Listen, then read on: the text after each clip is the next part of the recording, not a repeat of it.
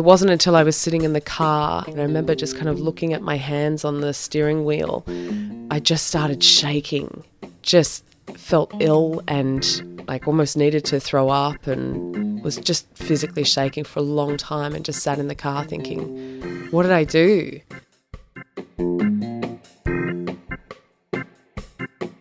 I'm Eric Newton, and this is Together, the podcast where we explore the truth about human relationships. As a divorce lawyer, I saw thousands of couples break up firsthand. These days, I'm not so interested in breaking couples up, nor in keeping them together. I'm interested in what our relationships can teach us about ourselves and the world that we live in. So on this show, we have honest conversations with real people about real relationships.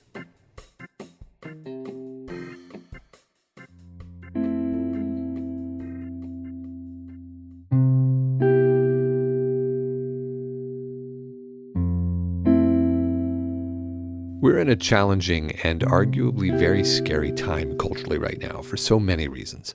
I don't need to list them for you, but sexual misconduct and its deep and lasting impact on everyone involved with it is clearly very high on that list. Now, the title of today's episode says exactly what it's about: rape and reconciliation. So if rape is a topic that you find difficult to hear about, you might want to take it easy with this episode, and I'll leave that to you, of course.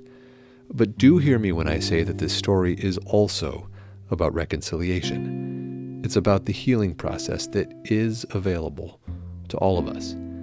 So if you begin this episode, even if you find yourself becoming triggered, I strongly suggest that you listen all the way through to the end. And that's because our guest today, Megan Flamer, a mindfulness trainer and a former broadcaster, is taking us on an extraordinary journey that lands in a place which I have to admit surprised me, and which has deep, lasting, positive impact on everyone involved in the story. Now, as always, it's better to hear a narrative from the source. So let's go to our interview with Megan Flamer.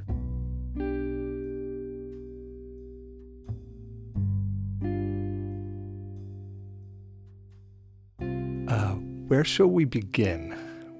Oh, I don't know. I mean, this is such an odd conversation. And I almost preface it by saying you're one of those people, even at a dinner party, you're unsafe because you're always asking these pointed, interesting questions that draw people out and end up with us all around the table having these amazing conversations and sharing parts of ourselves that we otherwise wouldn't, which is why it's so perfect that you do what you do. But yeah, this particular conversation, I can't remember the exact question that you asked at the beginning, but it was, like, what do we all make of this Me Too debate at the moment, and where do we all fit in it, and how are we seeing what's happening with it? And the conversation went to, obviously, there were women and men at that dinner, and all of us talking about, yeah, Me Too and Me Too, and then how we've reacted and dealt with those particular situations.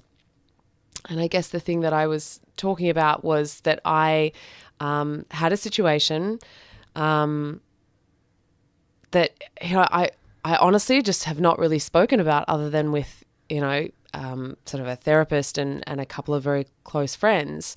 I had a situation quite a few years ago now with someone who I had been dating, and then had been broken up with for a number of years. And then we had reconnected and had met at a party. I mean, not reconnected romantically, but just, had bumped into each other at a party. And then a lot of people from this party had ended up at his house. And all of us were drunk and carousing and having a lot of fun. And it was a party and it was a big night. And at some point in the evening, everyone else peeled off to leave. And I had driven to that neighborhood and so I had a car and was too drunk to drive and was trying to call a taxi and not succeeding. And he just suggested, oh, look, you should just stay here, crash on the couch or whatever. And I was like, okay, cool. Like, I'll just do that. And then, at some point he sort of said, oh, look, the couch isn't that comfortable. You may as well stay in my bed. And I was thinking, well, this is a friend and someone I'd already slept with. And, I'm sure this will be fine. I honestly didn't think that much about it, but this is something that I've gone through and replayed in my head a million times since then. And so, yeah, went to bed with him and, and promptly fell asleep. And at some point in the night, woke up and he was having sex with me.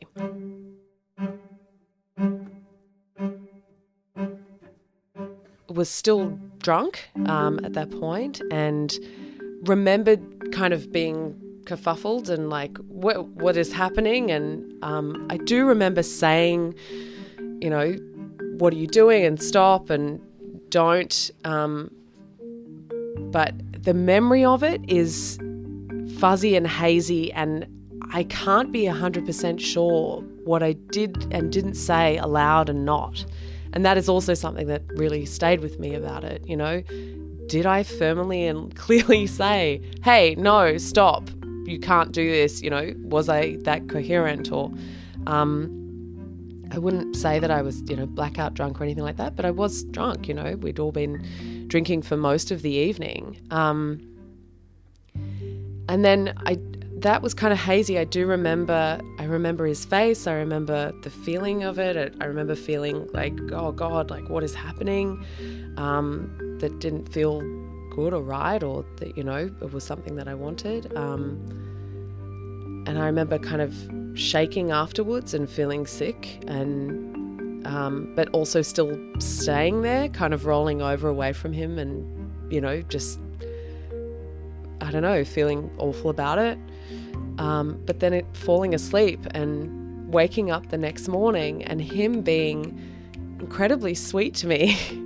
I mean, that was one of the things that really was sort of strange and upsetting. Like, he was so loving and sweet and kind to me the next morning, like was spooning me. And I was just thinking like, I need to get out of here. Like, what am I doing here? What happened? Did I just dream that? But then he wouldn't be spooning me if I just dreamed that, because I went to sleep in a bed with this person as a friend. And yeah, this did not go the way that I thought it would go.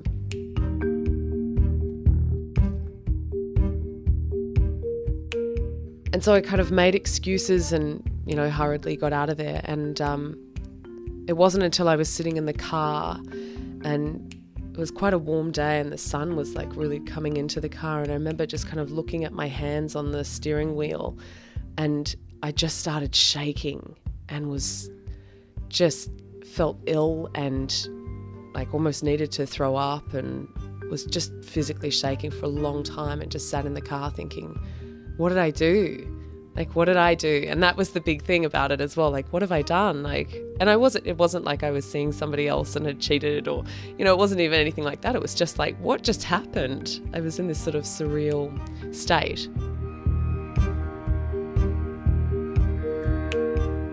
But you were asking, what did I do?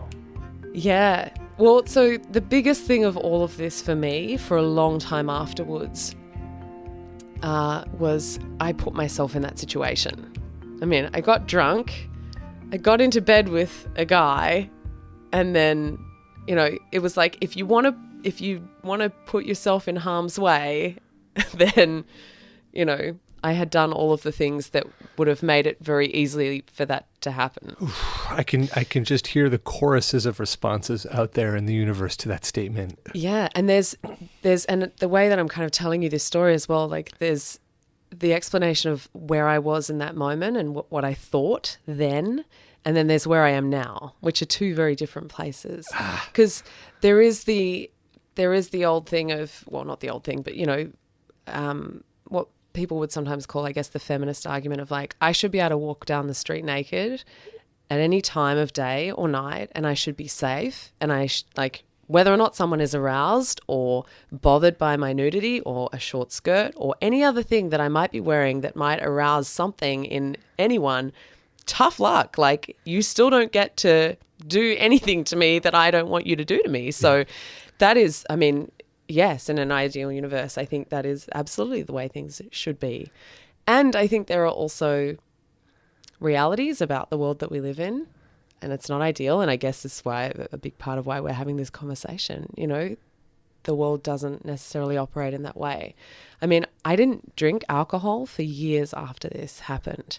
because I really thought if I hadn't been drinking, like if I could pick the one thing that would have made a difference, it would have been me being sober so I could have gotten in my car and gone home. Yeah. And again, I should be able to drink as much alcohol as I want at any time and to have nobody touch me if I didn't want them to. But yeah. Yeah. Okay. That sort of makes the point really well. Yeah.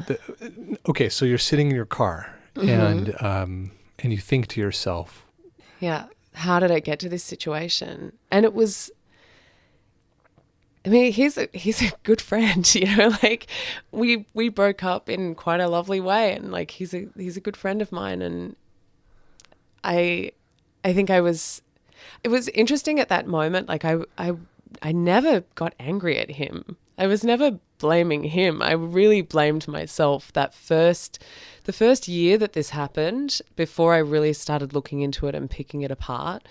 Wow, I was just like, I'm such an idiot. I'm just such an idiot. I put myself in this situation, and like anyone could have told you that would happen. And you know that this is what happens if you do this. But people do that all the time and are fine. Yeah, sure. I mean, I've done that. Like, I have a beautiful group of friends all over the world where we all like crash at each other's houses, on each other's couches, whatever. Like we're all a cuddly, lovable, connected bunch of people. And that's never happened to me before or since. And in this particular scenario, it did.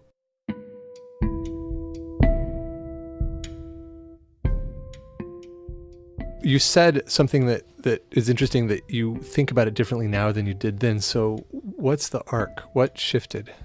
Yeah, I think it was probably later that week. I kind of got out of the shower and was looking at myself in the mirror and realized that I actually had bruises like on my arms, and in particular I had a big long line of a bruise across my chest, across sort of just underneath my collarbones. And I realized it must have been from him holding his arm across my chest like that. And that again really stayed with me as like, oh my God, like he held me down. Like, why was there confusion about, like, I must have been struggling. Maybe because I'd been thinking up until that point, like, did I not struggle? Did I not say anything? Did I say that aloud? I'm pretty sure I did. That playing around in my head again and again and again.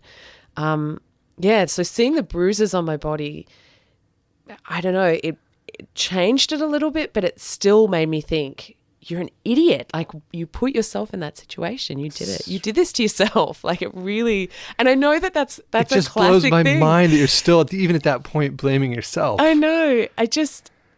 And I think the big thing for me as well was like, he's a good guy. I just kept thinking, like, I know this person and he's a good guy. He is. Like, even now I say that. I mean, he is. Like, he's a good person. He's not a bad person. It's such a funny, bizarre thing. I think so much of what shifted for me is the thinking of, I'm not an idiot. Like, the thinking around all of this was that I'm not an idiot, like he still gets to be a good guy who made a terrible mistake, and I get to be someone who made probably some not great choices around it and just got into a situation. And I'm not an idiot for trusting that I would be safe and that should be okay.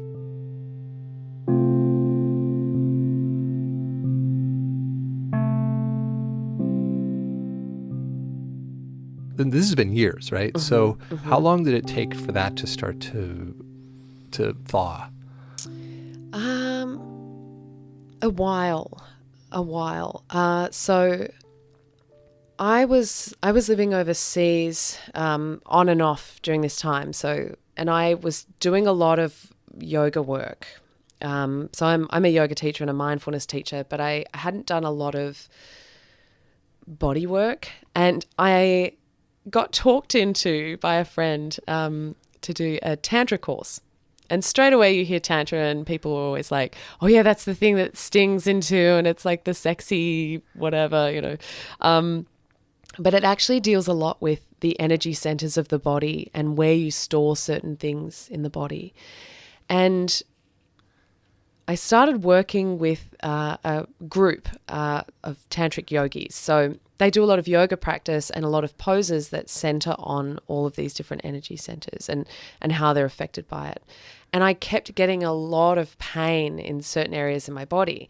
And we were doing exercises to unlock them. And one of the teachers said, like, I don't want to alarm you or anything, but she said, the things that are really blocked up in you and the way that you move and you get stuck or locked up in these particular poses, it's common in people who've experienced sexual assault. And she took me aside at some point and I was like, oh, no. Like, oh, okay, that's weird. And kind of really brushed her off and almost didn't want to admit that had happened. Now, that's interesting. So you were brushing it off, and I can understand why you were doing that if you were conscious of the thing but trying to not look at it because it was too painful. Mm-hmm. But it almost sounded like you couldn't remember it for a minute. Was that the case, that it wasn't even conscious for you? Yeah. I think for the longest time, I still thought of it as this stupid thing that I'd done. That you had done. Mm-hmm. Yeah. I was like, this stupid thing that I'd done back when I was drinking. Yeah. That's what it occurred to me as. Like, that's how it felt to me. And at this point, you know, I'm living in Thailand. I'm living this really clean life. I don't drink. You know, I'm doing yoga twice a day. You know, I'm occasionally working on journalism stories where I'd be traveling a little bit around Asia, but mostly I was sort of flitting between Thailand and Bali and otherwise living this really organic, healthy, kind of clean living life. And there was this other life that I'd left behind, one where some bad things had happened because I got drunk.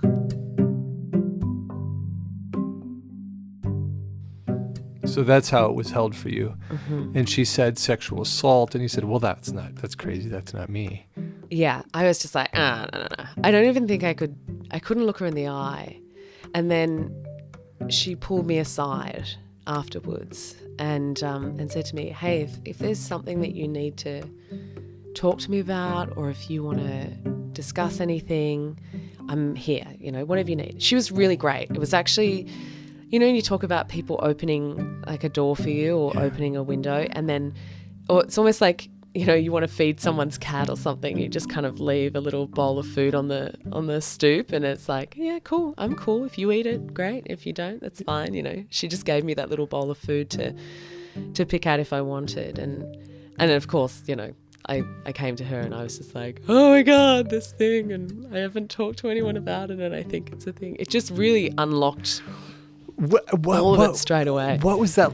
But how did it go from you were ignoring it, couldn't even see it yourself, to, oh wait, I need to talk to her about this specific issue. What was that? Yeah, I think so. When she asked me the question initially in the class, she'd use the words sexual assault, and for me that was still kind of, it was like a very clinical term. And then when she'd you know, made this offering to me if I wanted to talk, she said, I can't remember exactly what she'd said, but she mentioned that she had worked with rape victims, and using the word rape is what kicked me in the guts.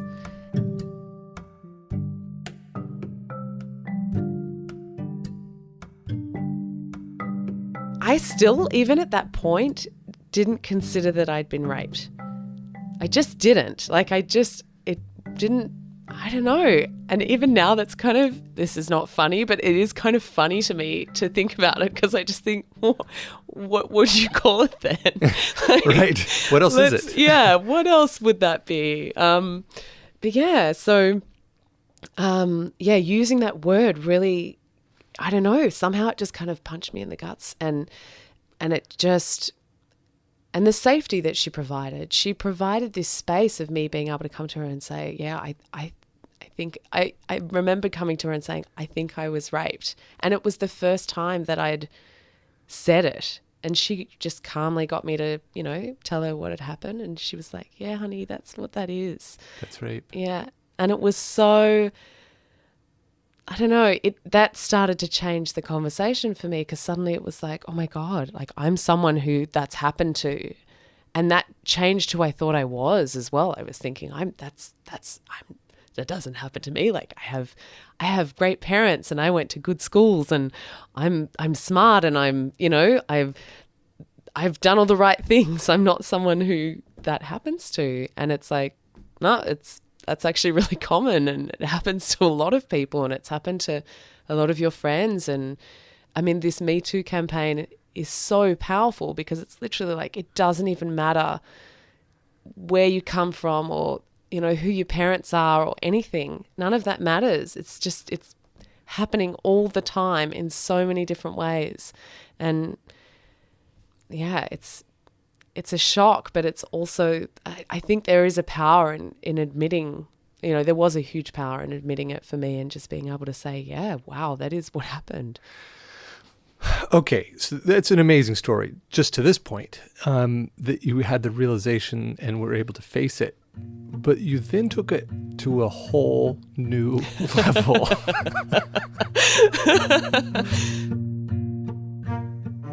Just to set the context for that, we're all terrified right now. Mm-hmm. Women, men, everybody is terrified about the social context that we're living in, and nobody seems to have a good solution. And what keeps coming to mind for me is that healing has to be possible. That healing's not possible until the perpetrators can fully 100%, totally and completely acknowledge exactly what they did and not shy from it. Mm-hmm. And then there's a next step too, which shouldn't have to be the burden of the victims, but is the burden of the victims. Yeah. And that's to choose whether or not to forgive, and if they do forgive, how to reconcile and move forward. And again, it shouldn't be their burden, but it is their burden. And we haven't gotten to that part of the conversation culturally now. Right now, we're still in the phase of outing the perpetrators, which needs to happen. I'm not saying it doesn't. It's got to happen. It's got to. Yeah. 100%. But you've already advanced the conversation in your own situation farther than most people have got conceptually so far. So, yeah, what happened? Yeah. So, I mean, it's interesting you say it, it has to be the burden of the victims at this point. And I would say that it already was my burden.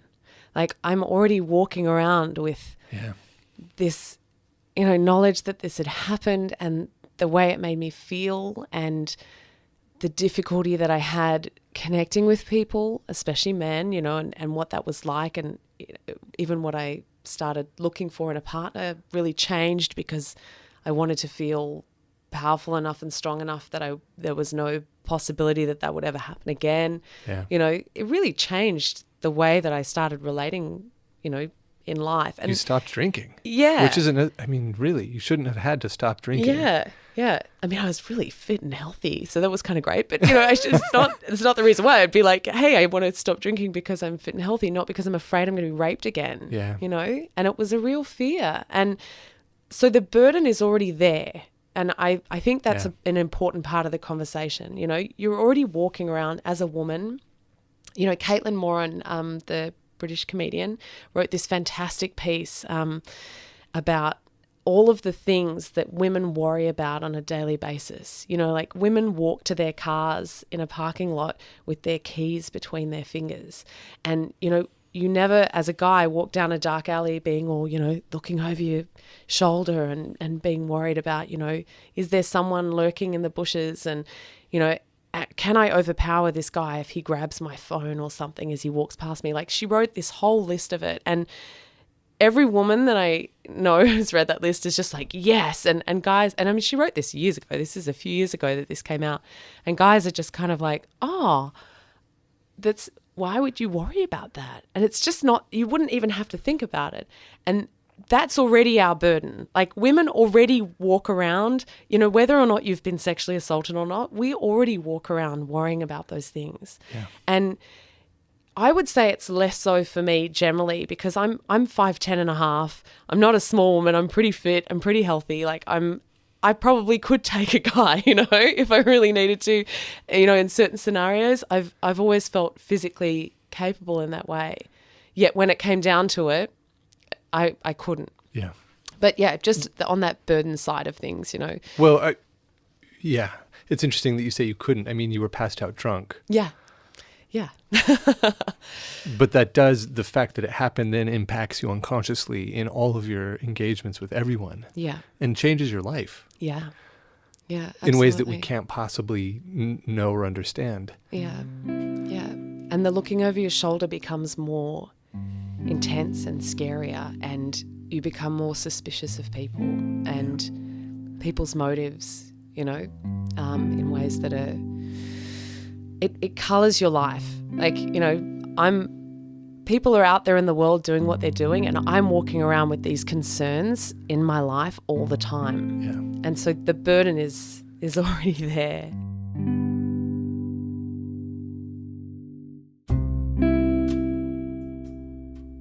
Well, and speaking of boundaries, you had it that you were never going to bring this up with the guy, right? Yeah, but absolutely I think you said that your Tantra teacher, I don't remember how it came, but basically said, well, wait a minute, why wouldn't you talk to him about this? Yeah. So I did a course. I did a course with this same teacher, the first teacher who I'd worked with. And so this is probably a couple of years after I'd first worked with her.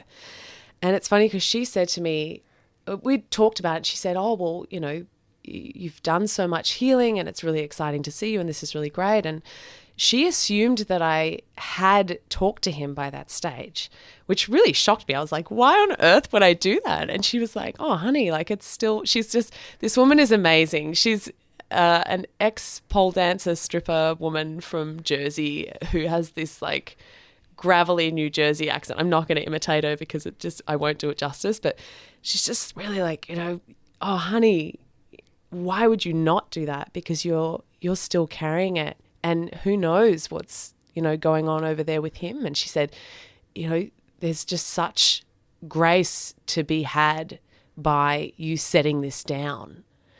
And I remember thinking like, how can I do anything else with it? Like, what do you mean setting it down? Like, this has already happened and I've done all this work and I've healed so much. I felt really quite good about it at that stage. But yeah, and that was it. That was the conversation. I started thinking, okay, I think I'm gonna talk to him. So the next time we were in the same city, because I had a habit of moving around a lot, I organised to have coffee with him, not a drink, and we met in a cafe. And I think I'd probably prefaced it a little bit beforehand, just by saying, hey, like, I'd love to have a chat with you. I didn't just say, let's grab a coffee or, blah, blah, blah. And I will also say in the intervening years, we'd, chatted on Facebook a couple of times and, had little conversations here and there as though everything was fine, So I'd never kind of let on to him that this is something that was really affecting me or, I'd never said anything to him. I was like, happy birthday on his wall and stuff. Like, it was never anything. And so we sit down at this cafe and I was sitting there across from him and I thought, okay, I need to be thoughtful about how I have this conversation because we were in a public place, like we're in a cafe, not a very noisy cafe, but, noisy enough that we could speak without being heard or anything like that. And I remember looking at him, like I thought, okay, I really need to look him in the eye so he gets it serious. Because we were kind of, as we walked into the cafe, we were sort of joking a little bit and, I wanted him to really realize that I need to talk to you and I need to tell you something. And I can't remember exactly, the words that I said, but I started out by just saying like everything really changed for me that night that I stayed over with you at your place. And he was like, oh, like the last time that we had a sleepover. And I was like, yeah. And he was like, oh, so, okay. I just started saying to him, it really affected me. And he just seemed kind of a bit confused. And at I can't remember exactly what I'd said, but I just said, I think you raped me.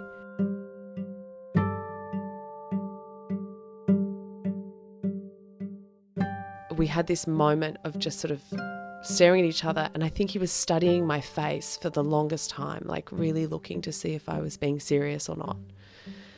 And it just sort of, this whole meeting felt charged and odd for me from the beginning. And I think he went into it thinking, I'm just having a coffee and we're just catching up. And and then suddenly I'm saying to him, I think you raped me. And as I think I said it like a couple of times, and he was sort of disbelieving. And the biggest thing that I remember of that meeting was that he was just, I think he wanted to immediately defend himself. Like I saw his face change from kind of being like, wait, what the fuck? To, are you serious? Or are you joking? Why would you say that? Like I just saw all of it on his face, and he's studying me and I'm studying him. And he realized at some moment, I mean, maybe this was a series of seconds, but he realized at some point that I wasn't joking or anything. And it was like all the color just drained out of his face, and he just was horrified, just horrified. I mean, I don't think I've ever seen anybody, it looked like I pulled his heart out of his chest or something. It was painful to watch. And I'd spent the last few years working on this thing and workshopping this conversation and working out with with this coach, what I was going to say and how I could say it. So for me, it was like hard, but I was kind of prepared. And for him, it was just, wait, what? And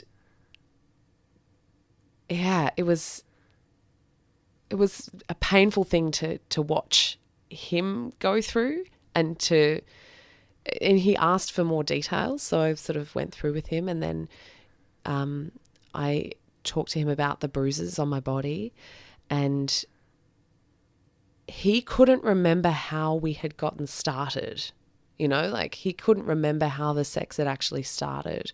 But he seemed to kind of say like, oh, look, I kind of remember like, I don't know, we were sort of snuggling, and then, I don't know, like one thing led to another. And I said, do you remember me saying no? Or do you remember me kind of struggling? And he was like, no, but like, I don't know, like I couldn't, like he said, I'm trying to remember your face and like what it looked like how would I have known? And I said, I feel like I said no. And he's like, I don't remember that. I just don't. And I want to preface this by saying like, this is a friend of mine and he's a genuine person. Like I honestly don't think that he was making any of this up. Like I understand that there may be different situations where people would be like, no, like, of course not. I would never, But watching his face and having this conversation with him, he was just horrified, like truly wind out of his sails. My God, how could I do that? And it became this fact-finding mission for him. He asked me so many questions, and each time he was saying, can I ask this? Like, is this okay? Or do you mind if I ask this? And like, what happened here? And so what is this course that you were doing? And how have you been working on it? And we sat there for about 3 hours and just, lost our afternoons and picked it apart and really discussed it and tried to work out like what had happened and why and how and where that left both of us. And yeah, it was intense. Well, where did it get left in the end of that 3 hours? Mm-hmm. Initially, he said he just wanted to, he kind of thanked me for letting him know that he wanted to go away and think about it and just sit with it a little bit. And I was like, I get it. And, he left. And I spoke to a girlfriend shortly afterwards who knew, and I just said, I just had this conversation, and, it was really hard, and went into the bathroom and had a cry with her, and it was, it was kind of cathartic for me. It kind of felt good. And then later that evening he called me and just said, I don't know what to do. I don't know how to fix this. I don't know how to make it right. I'm horrified. I feel awful. Tell me what I need to do. Like, how do I fix it? He was just distraught and horrified and it's funny now talking about it. I'm more teary and upset thinking about that phone call. The phone call was he had no idea, and he was horrified that it had happened, and he didn't know what to do. And I didn't know what to tell him. Like, what do I was like, yeah, it was awful. And it was such an awful thing. And I don't know that there is anything, that you can really do. I mean, I want you to look at it, and I want you to have a think about, how it happened. And I'm happy to keep talking about it with you if you need to. I mean, we could go and see someone together. I don't know, like maybe that's, and we did. We went and sat down with a friend of mine who's I guess not a mediator, he's a counsellor, and sat through it with us. And he led us through a process of acknowledging each other and of like accepting what had happened. Because I mean, at this point as well, like it's already happened. And this is an interesting part of the conversation that, I'm wrestling with at the moment, because I think there are a lot of different ways that this could have gone. I could absolutely have outed this guy and told everybody what had happened, and most people in this moment especially would say rightly so. Like he did something really bad and he should be punished for it, and you should never be allowed to do that, and that's not okay. And this is maybe a slightly different scenario in that like he wasn't aware that that's what had happened. But I also think in a lot of these situations, people don't know how to behave, and they don't know how to do it better, and they do a lot of stupid things. It doesn't make them right, and it doesn't make them okay. But what's happened in the last couple of years, especially with my relationship with this person, has been so magical and so amazing, and has completely transformed the way that both of us relate to ourselves and to who we are in the world, and how we relate to sex and respect, and how we are about the opposite sex. And I think that's only been possible because of the conversation and the healing that we had because of that conversation.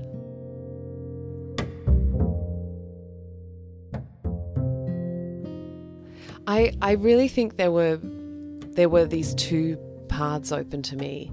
And I think one of them was that revenge angle, Like I really do think that, again, it would have been totally acceptable, to almost everybody in the world to just say, like, whether or not he knew that he was doing it is kind of irrelevant. Like, it happened, and he was drunk as well. Like, to take that blame that I'd been putting on myself and put it on him. It's like, you invited a woman into your bed, and then you were drunk and you couldn't be responsible, and look what you did.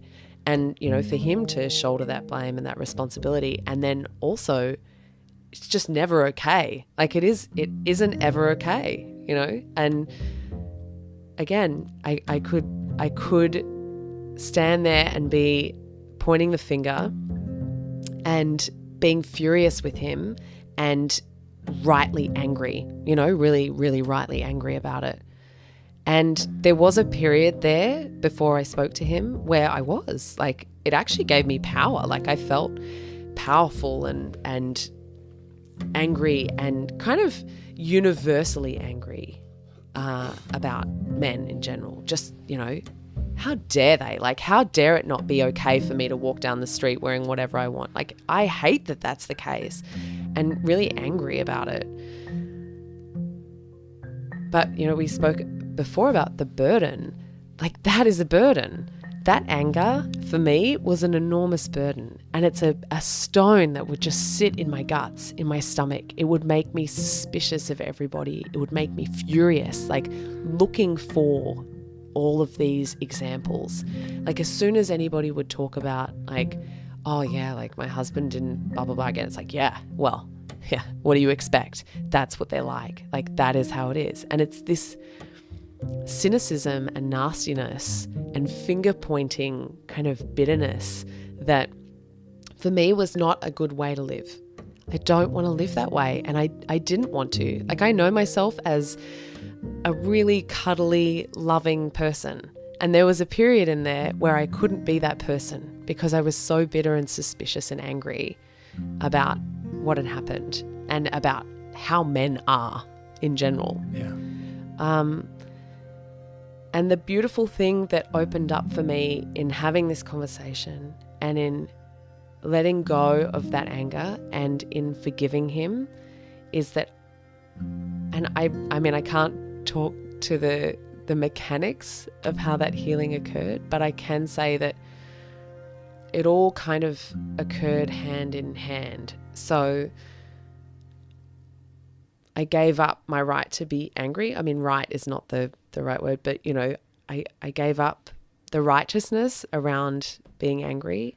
And I wanted to look at, how do I become this loving person again? Like, someone who's really loving and forgiving and open-hearted and cuddly. Like, how do they approach this scenario? What conversation can I have with him? How can we move through this in a way that is gracious and loving for both of us? Like, sure, I can make him pay. I can really make him pay for it, and I can do something that's really, nasty or vindictive, but it doesn't shift the energy within myself. It doesn't provide anything new or beautiful for me. It just means that I'm someone who is vindictive then. Yeah. And that's something that's hard given this current climate, because I look at all of these scenarios and I think, yeah, we should be naming all these people. I do want to know if someone has been a sexual predator and has been taking advantage of their position and all of these things. But what are we learning out of this? Just that it's not safe to do it, or you're going to get, your hand cut off, or, you have to pay for it? Or is it opening up a new conversation about how we relate to each other? Is it opening up an opportunity for us to have different conversations around boundaries, around sexuality, around how we treat each other or relate to each other?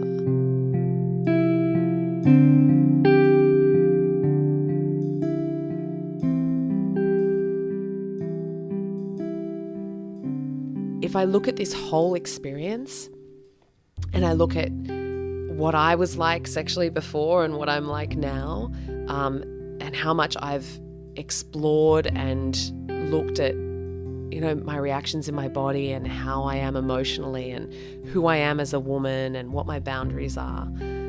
If I look at that as a whole, and this again is going to sound so strange, but it's been such a positive experience because it put me down a path that I would never, ever have gone down otherwise. It got me looking at different ways to meditate, to be with a partner, to talk with a partner, to express my boundaries, to talk about myself in the world, to be confident in different ways. All of those conversations were born out of the work that was done because of this traumatic event.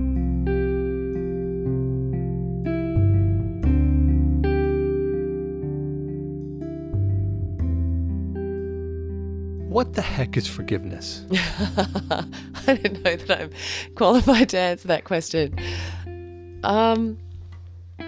Forgiveness for me is, I think it's giving up the right to throw something in somebody's face ever again. So I think it's the way that it felt for me, and I talk about this quite regularly in my mindfulness classes and in yoga. It's like, how does this feel in your body? Like really asking yourself the question, when you think about that scenario, when you think about that person, Does it give you a pain in your stomach? You know, does it make your heart ache? Do you, you know, furrow your brow and you just think, oh God? I have a real, like a rule for life. You know, if I'm walking down the street and I feel like I want to cross over to avoid somebody on the street, then there's a conversation that I need to have with that person, or there's something that I need to process or complete or forgive. And you don't mean if somebody's walking towards you with a mangy looking pit bull. No. You mean if it's somebody you know. Yeah, it's just someone like, you know, if you're walking down the street and I have a sudden impulse to cross over because I want to avoid you, it's like, what's going on? You know, what's going on there? Is there something you've avoided? Is there something, you know, you haven't forgiven this person for? Is there a conversation that you need to have? It might just be like, hey, I'm really disappointed you didn't come to my birthday party. Or it might just be, you know, hey, I think we really need to have a conversation because a few years ago we had a sleepover and, you know, because that's the way it was. Like I couldn't authentically have a conversation with this person or be in a room with him without feeling like I literally was getting my stomach kicked in. It just felt awful. And I know that forgiveness has taken place because now I can speak of this person with such love and fondness. And I want him to win at his life and I want him to be very happy and I want him to be in a beautiful relationship. And that's how I know that forgiveness has taken place. There's this distinction that we hear a lot that I've tweeted without acknowledging who it came from because I don't know. That to forgive is not to condone. Mm-hmm. Yeah. And that forgiveness is more for the victim than for the perpetrator, really. Yeah. It's for the one who's doing the forgiving than the one who is forgiven. Yeah. Does that make sense to you when I say it? Why? I love that saying. Again, I don't know who came up with it, but it's like revenge is like drinking poison and expecting the other person to die. Yeah, that's a great one. Yeah, I think that's in the same vein. Yeah. Any time that I've felt furious at somebody or disenfranchised or just anything, you know, any time that you've been in a situation where you're just like, oh God, that person, like, how dare they? They're living their life and they're doing what they're doing and their experience of life is whatever it is. I can be responsible completely for what my experience of life is. And I have an opportunity to live the most amazing, expansive, love-filled life that I possibly can. I can't do that if I'm walking around concerned and angry about how someone's getting off the hook or how they're, you know, I mean, sure, I can take action to get someone in trouble or do whatever it is, but I know that I live more openly and more lovingly and more successfully and more happily. Like at a base level, it's just like I am a happier human when I'm not walking around harboring all of that malcontent against somebody. And with this guy specifically, I mean, you say that you have a lot of love and affection for him. Yeah. And I can see it in you. Like it's really obvious when you talk about him. You have yeah. You're really shining when you talk about this guy. How do you hold that affection for him in the same space as knowing about the bad act? Mm-hmm. Yeah. So I think there were several things that make that a lot easier at my end. And the first thing is that he was so enormously remorseful. Yeah. And immediately took steps to make it right. Yeah. He was amazing in how he reacted afterwards, the amount of attrition and his willingness to have conversations, and his willingness to work through anything. And, you know, I think also at my end, like my willingness to work through it with him, I could have just dropped that bomb on him and just been like, and I never want to speak to you ever again. Goodbye, and go and die, you know? Yeah. So to be able to have those conversations, I think was amazing. I've since worked with several groups of women who haven't had that. You know, we've done mindfulness work and counselling work where we're looking at either they've tried to have the conversation, you know, in some circumstances it's just flat denial or people being unwilling to even have the conversation.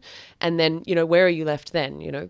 So we've done a lot of work on, do you actually need the other person to be remorseful and give you these good responses in order for you to move on and forgive? And I think it's totally possible. I do. I think it is totally possible, even in the face of flat denial, to shift that in yourself, to have that conversation in a way, you know, whether it's writing letters or, you know, shifting, wishing somebody well, or just reconciling in yourself that, like, I know what happened and I'm not going to let this rule the rest of my life. I'm going to let it, you know, I'm going to let beauty and goodness come out of this. And beauty and goodness is still in me, even though these things have happened. And it takes work. It takes, you know, it takes a lot of movement and shifting and looking at a lot of things, but it is possible. Do you ever still see him and get triggered? No. But I do get triggered in situations. So there will be certain things that, you know, a subsequent partner would have done where he held me in a certain way or moved me too quickly, or, you know, usually in a physical way, and it's something in my body that will just get triggered. I mean, that's happened less and less and less and less as the years have gone on, but yeah, that's definitely not with this guy specifically, but it's definitely come up. And with this guy specifically, if is he dating somebody now? Mm-hmm. Does that person know about this? I don't think so. And do you feel like that person should? No. I think that's up to him. And I think this is also a bit of a funny grey area, because I wouldn't say that blanket across the board, you know, yeah, you should leave it up to the perpetrator to decide whether or not they tell people. And, you know, I think in this particular scenario, I do trust this person, and I think his intentions are good, and I think he's done a lot of work. I mean, here's a prime example. He stopped drinking after I told him this. Yeah. And both of us sort of, you know, there was a long conversation about, you know, he realized that was a big part of how that happened for him. Yeah. So again, I can see that he took very concrete steps, and that he was mortified, horrified, and so remorseful about it. Yeah, I don't know. I don't feel that it's my place to tell his partners, or to, you know, to out him as this person. But yeah, I don't know, you know, when I'm looking at these current situations with, you know, Louis C.K. and all of those scenarios, there's a guy in Australia who has just come out where he has many, many, many years of being allegedly an abusive power in the media industry. And it's it's horrible looking at it, and you just think, oh yeah, I heard so many stories about this guy. And I kind of think it's good that all of this is coming out, but I also wonder, to what end? So yeah, let's bring all of this to light and let's show that people are doing it. But are we interested in rehabilitating this person? Are we interested in having them realize that this behavior is unacceptable, and then giving them the opportunity to do something about it? Or is it just that's it? Your career is now marred, and your name is marred, and you are a ruined person, and you never get to do anything with your life again. I don't know. That's an interesting question, but I feel like you already answered it. It's about the healing of the victims. In the case of somebody like that who may never repent, it's about having public acknowledgement if they can't get it from the person. It's about that acknowledgement. I mean, I'm definitely no expert here, but it seems to me like the acknowledgement is a critical part of the healing. Yeah, I would say it's such an enormous part. And then I think, again, this Me Too campaign is so powerful, because I walked around for a long time feeling so guilty and awful about it, and feeling like it was my fault. And now for everyone to be coming out and being like, oh my God, yeah, that's me too. Absolutely, that happened. And I felt stupid too. And I felt like I shouldn't have done that. I shouldn't have worn that skirt. I shouldn't have drunk too much. I know that I shouldn't have had that conversation with him, or I smiled too much. And it's like, no, that's absolutely not something that you should feel stupid about. We should all be safe all the time. People should be able to walk around and have conversations and hang out and love people and hug people without fear of this sort of thing happening. Yeah, we should be able to walk around and have that. And I want us to be working towards a world where that is the case. And I don't know that revenge and retribution and finger pointing and that almost that counter violence, if that makes sense. And I don't know what the solution is exactly, but I'm worried about there being this kind of punchy backlash that then, I feel like when people attack, people automatically defend. And I think if there can be a softening on both sides and are like, hey, is there more of an opportunity for just absolute apology and for more understanding and for men to understand that, this gesture was meant this way and that's not how it landed. And here's how you could do it.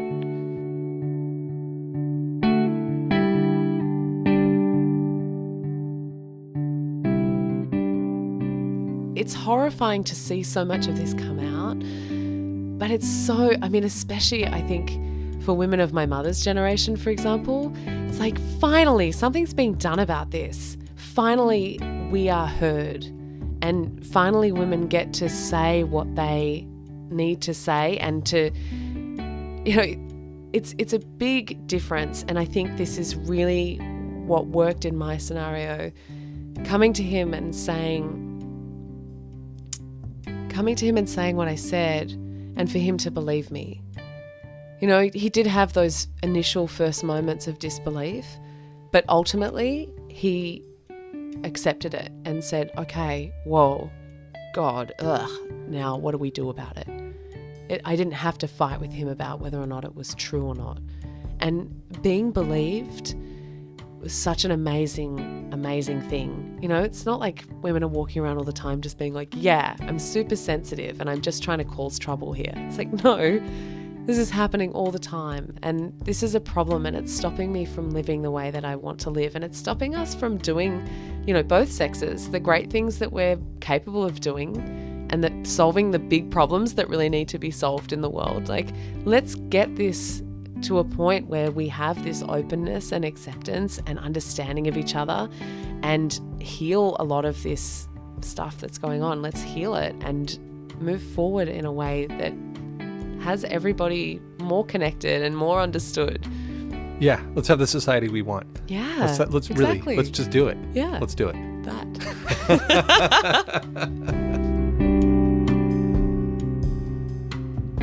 I think you already answered this, but I've heard some experts say that forgiveness is not necessary for healing. Mm-hmm. That in fact, forgiveness is a red herring. It's not about forgiveness. Fuck forgiveness. Mm-hmm, mm-hmm. What do you think about that?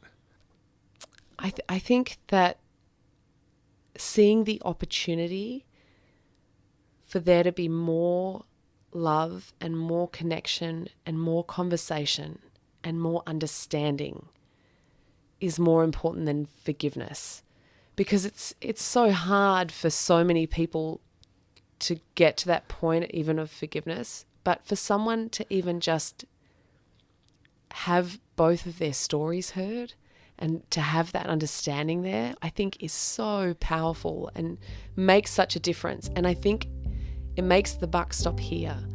Like, these conversations are coming out now so that the next generations of people are going to have more equality and more openness around sexuality and consent and more understanding of exactly what that is and what that isn't.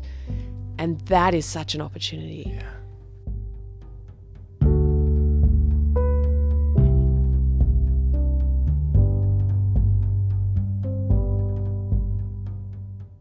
Megan says so much in this episode that's moving. What sticks with me the most, however, is her deep understanding that healing is possible. That fact is present in every stage of her story, from the denial through the acceptance and the confrontation and beyond. Healing is available. It's not easy. We shouldn't have to deal with it. It's painful, but it's possible. And Megan is a perfect example of how it can happen. Thanks, Megan, for sharing your experience with us. And I also want to say thanks for handling it with such grace. You really, truly, truly are an inspiration. Thank you. Now, if you'd like to learn more about Megan, well, she works on projects that marry human behavior, communication, and technology. And she creates retreats all over the world with 2 companies. One is Shiny Happy Healthy, and the other one is Mindful Under Fire. And I'll put links to both of those in our show notes. If you liked what you heard today, please do subscribe. It's not free or cheap to produce this podcast, and I would definitely love your support. You can support our show by going to patreon.com/together, or go to our website and follow any of the links that say support us. If you've got questions or comments, or if you'd like to connect, you can find us on social media. Our Facebook page is facebook.com/togethershow. Twitter and Instagram are both @together_show, or you can always email me at host@together.guide. The music in today's episode was by Blue Dot Sessions, and you can find them at sessions.blue. That's all for today, folks. Talk to you next time.